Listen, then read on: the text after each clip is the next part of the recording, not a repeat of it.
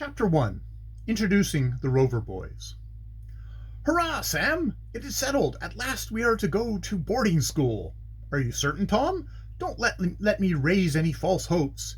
"Yes, I am certain, for I heard Uncle Randolph tell Aunt Martha that he wouldn't keep us in a house another week. He said he would rather put up with the Central Park menagerie." "Think of that!" And Tom Rover began to laugh. "That's rather rough on us, but I don't know what we deserve it," answered Sam Rover, Tom's younger brother. "We have been given pretty strong lately, with playing tricks on Sarah the cook, Jack the hired man, and Uncle Randolph's pet dog Alexander, but then we had to do something, or go into dry rot. Life in the country is all well enough, but it's mighty slow for me." "I guess it is slow for anybody brought up in New York, Sam. Why, the first week I spent here I thought the stillness would kill me. I couldn't actually go to sleep because it was so quiet. I wish Uncle and Aunt would move to the city. They have money enough." "Aunt Martha likes to be quiet, and Uncle is too much wrapped up in the art of scientific farming, as he calls it.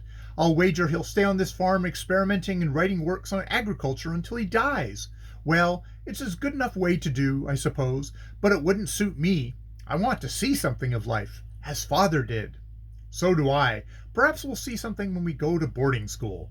Where are we to go?" "I don't know. Some strict institution, you can be sure of that. Uncle Randolph told Auntie it was time the three of us were taken in hand. He said Dick wasn't so bad, but you and I—" "We're the bother of his life, eh?" "Something about like that. He doesn't see any fun in tricks. He expects us just to walk around the farm or study, and above all things, keep quiet so that his scientific investigations are not disturbed. Why doesn't he let us go out riding or boating on the river, or down the village to play basketball with the rest of the fellows? A real live American boy can't be still all the time, and he ought to know it." And with a decided shake of his curly head, Tom Rover took a baseball from his pocket and began to throw it up against the side of the farmhouse, catching it each time as it came down.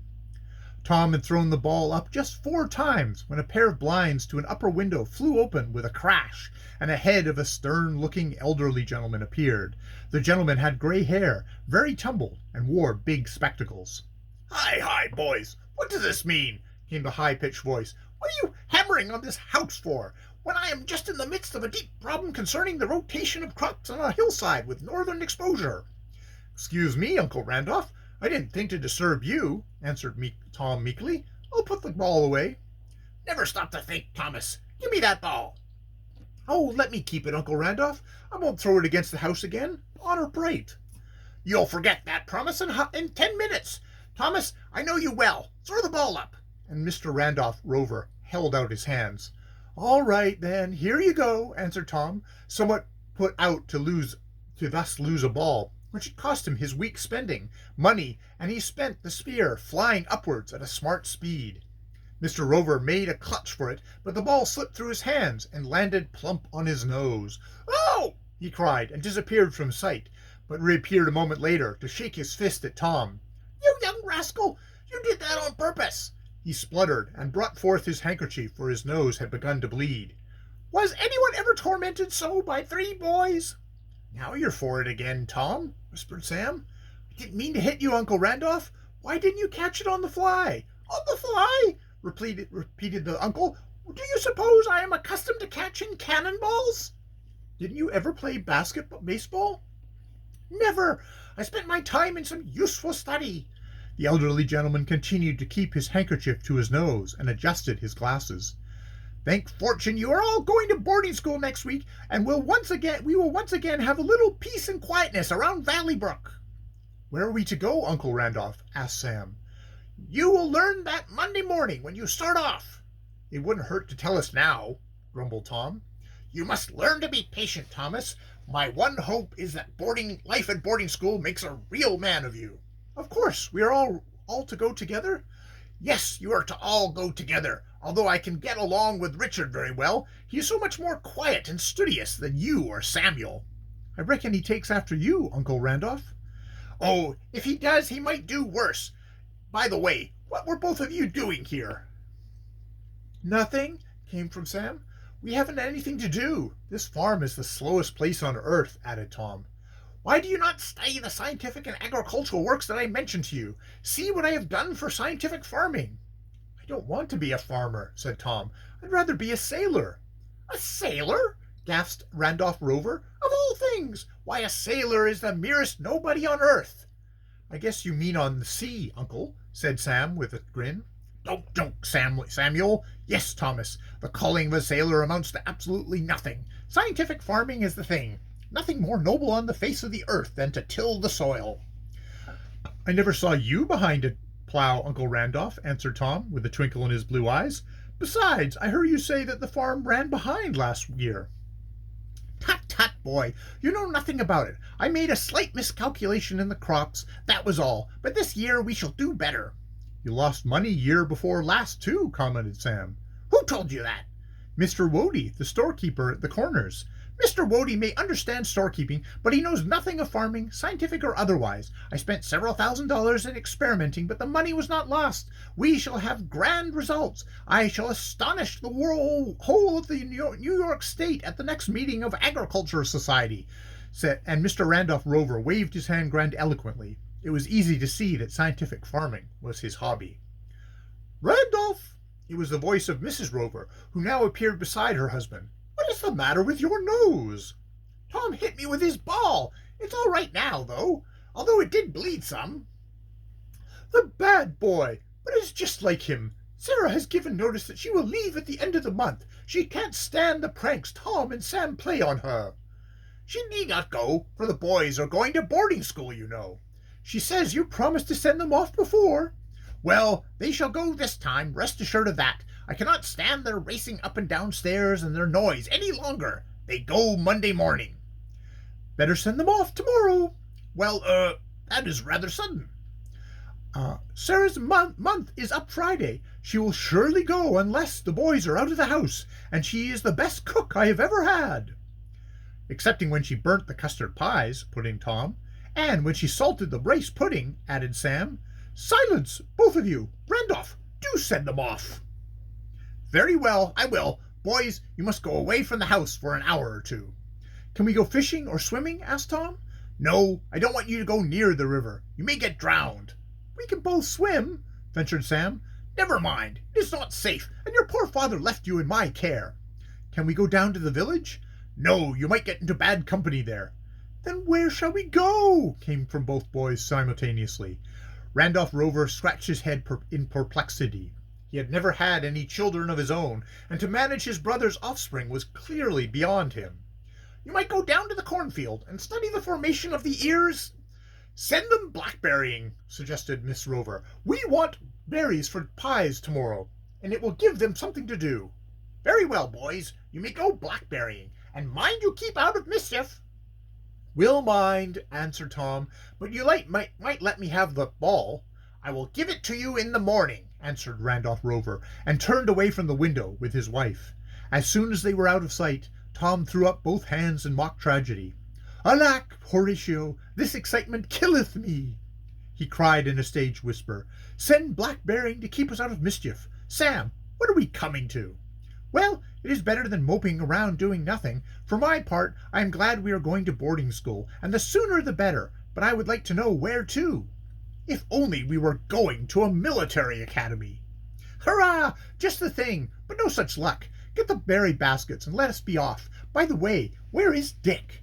"Gone to the village for the mail. There he comes down the road now," and Tom pointed to a distant path back of the meadows. The two boys hurried into a woodshed behind the large farmhouse and procured a basket and 2 tin pails. With these in hands, they set off in the direction of the berry patch, situated along the path that Dick Rover was pursuing, their intention being to head off their brother and see if he had any letters for them. Of the 3 Rover boys, Richard, commonly called Dick, was the eldest. He was 16, tall, slender, and had dark eyes and dark hair. He was a rather quiet boy who loved to read and study, although he was not above having a good time now and then when he felt like breaking loose, as Tom expressed it. Next to Richard came Tom, a year younger, as merry as a lad as there ever was to be found, full of life and go, not above playing all sorts of tricks on people, but with a heart of gold, as even his uncle and aunt felt bound to admit. Sam was the youngest. He was but 14, but of the same height and general appearance as Tom, and the pair really might have been taken for twins. He was not as full of pranks as Tom, but excelled his brothers in many outdoor sports. The history of the three Rover boys was a curious one. They were the only children of one Anderson Rover, a gentleman who had been widely known as a mineral expert, gold mine proprietor, and traveler. Mr. Anderson Rove had gone to California, a poor young man, and had there made a fortune in the mines. Returning to the East, he had married and settled down in New York City, and there the three boys had been born. An epidemic of fever had taken off Mrs. Rover when Richard was but of 10 years of age. The shock had come so suddenly that Anderson Rover was dazed, and for several weeks the man knew not what to do.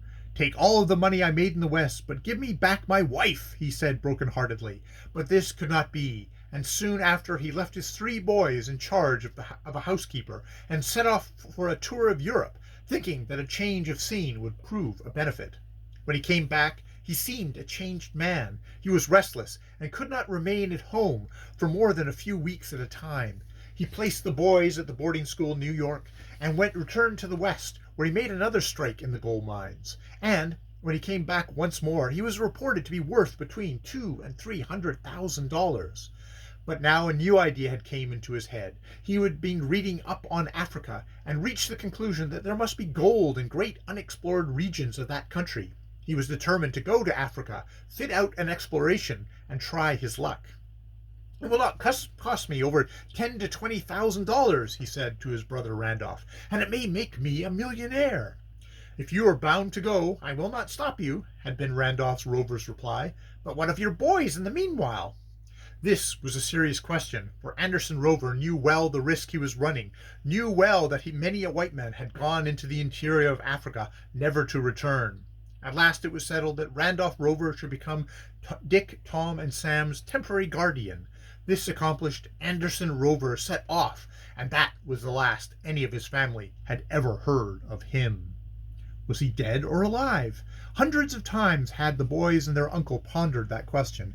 Each mail was watched with anxiety, but day after day brought no news, until the waiting became an old story, and all settled down to the dismal conviction that the daring explorer must be dead. He had landed and gone into the interior with 3 white men and 20 natives, and that was all that could be ascertained concerning him. At the time of Anderson Rover's departure, Randolph had been at the point of purchasing a farm of 200 acres in the Mohawk Valley of New York State.